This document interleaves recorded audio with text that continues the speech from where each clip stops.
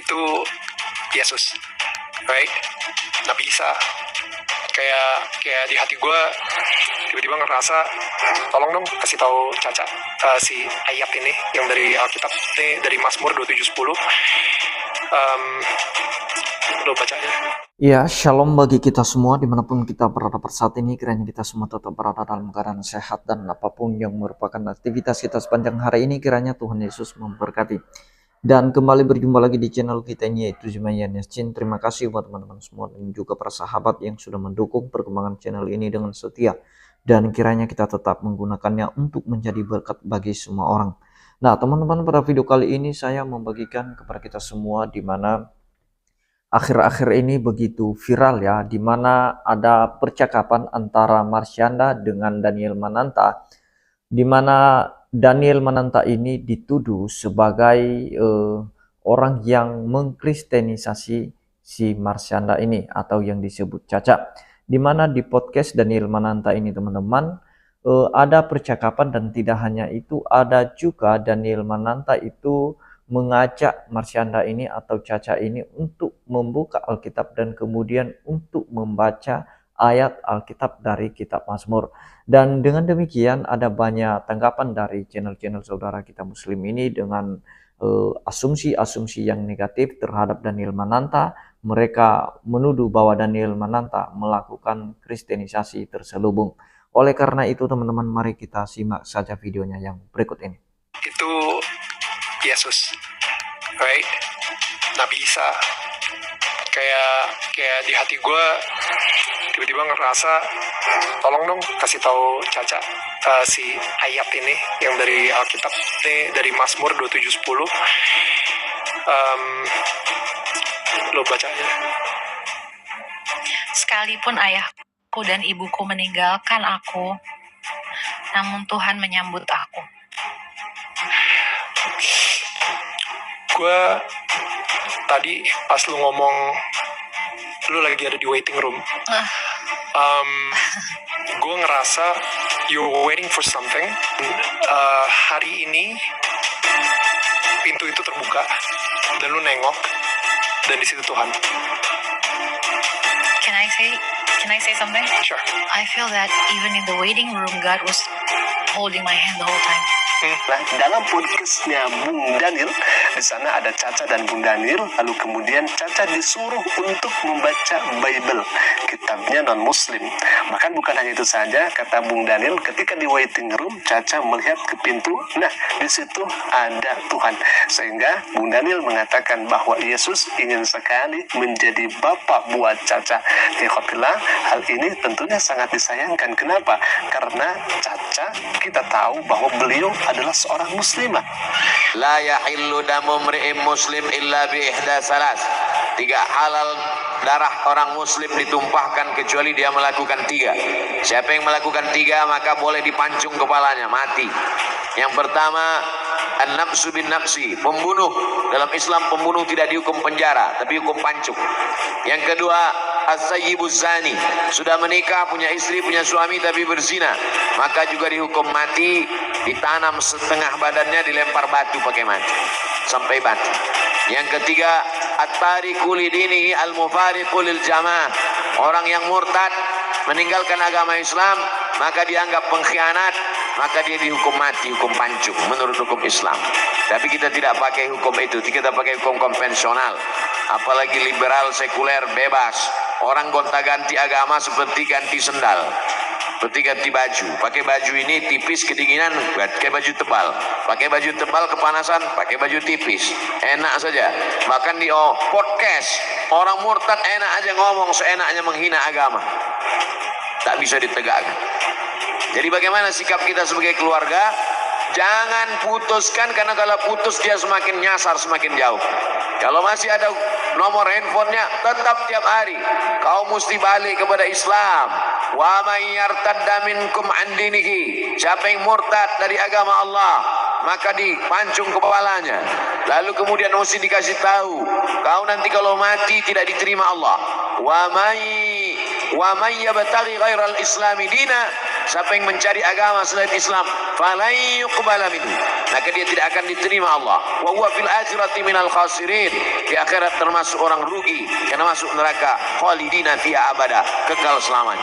Jangan pernah berhenti mengajak dia untuk balik ke agama Islam sampai akhirnya dia mati. Dua kemungkinan, kita capek lalu dia mati, atau kita lelah, kita mati duluan.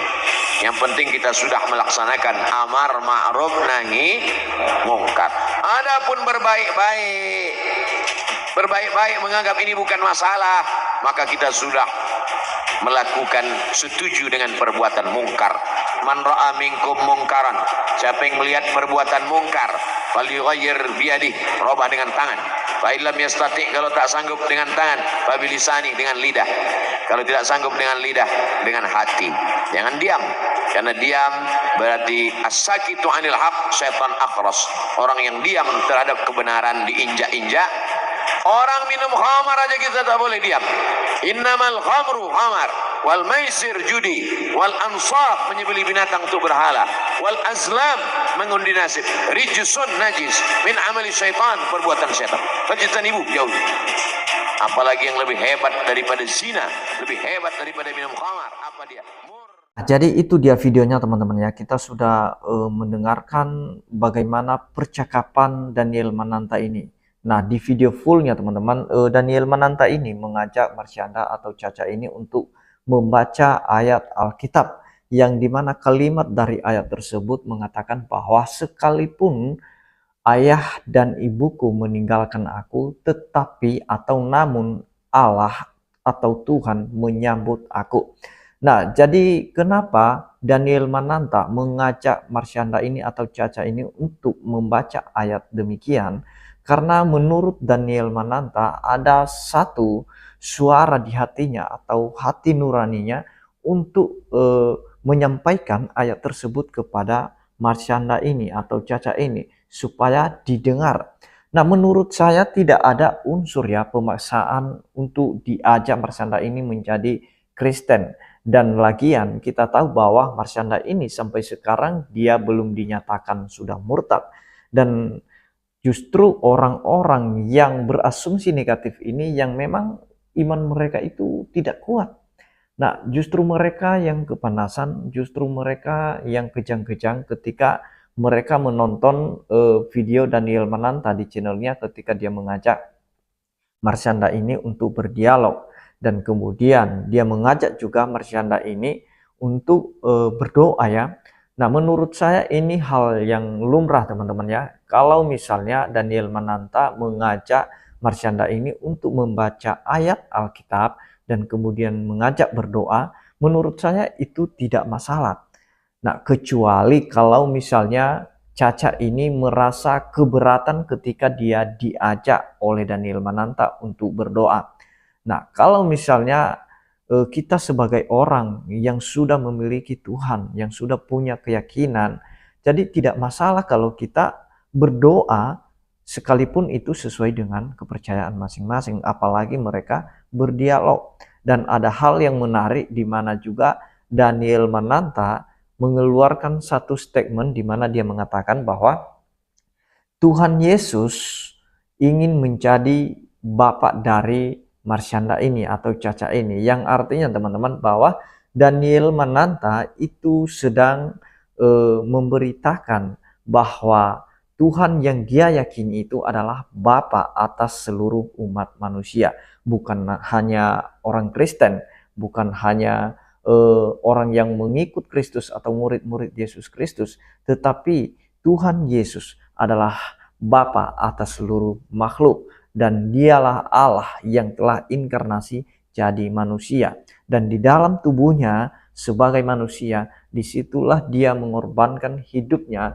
Dia menggantikan manusia dari hukuman dosa.